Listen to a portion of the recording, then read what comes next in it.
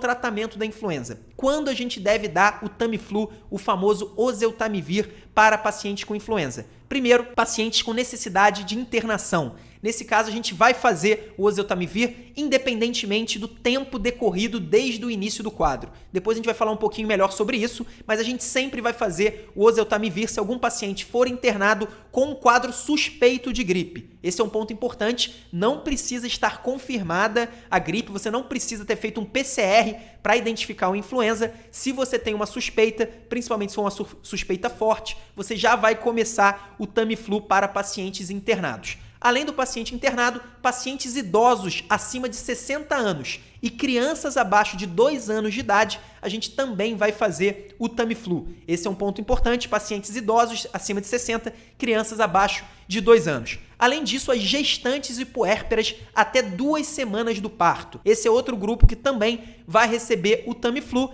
E, por fim, são os pacientes com comorbidades. Aí existe uma lista imensa de comorbidades, mas eu vou destacar as pneumopatias, inclusive a asma. Então, paciente com DPOC, paciente com asma, paciente com fibrose cística, todos eles vão receber o Tamiflu em caso de suspeita de influenza. Pacientes com doenças cardiovasculares, exceto a hipertensão. Então, paciente com endocardite, paciente com infarto, paciente com doença coronariana também devem receber o Tamiflu. A gente tem os imunossuprimidos, essa é uma classe meio óbvia, pacientes com diabetes e várias outras comorbidades que a gente não vai citar aqui. Mas, basicamente, pacientes com comorbidades importantes também devem receber o Tamiflu. E aí eu tinha falado sobre o Delta-T, que é o tempo decorrido entre o início do sintoma e o início do tratamento com o Tamiflu.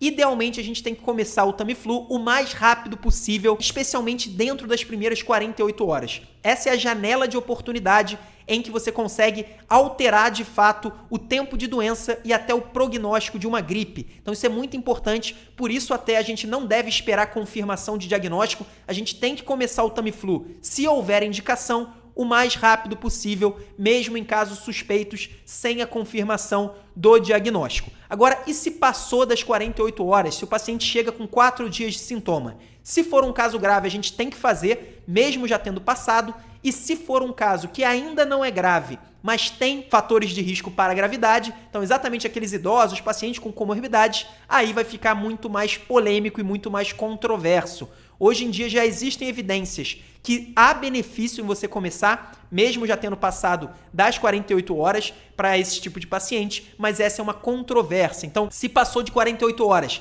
e o paciente tem muito risco de evoluir para a gravidade, imagina um paciente imunossuprimido, paciente com fibrose cística, paciente DPOC, nesse caso o bom senso vai nos dizer para começar o Tamiflu. Agora, se for um caso muito polêmico, aí certamente vai ser também, se cair numa prova de residência médica, uma questão muito polêmica. Então, basicamente é isso. Esses são os critérios para iniciar o oseltamivir.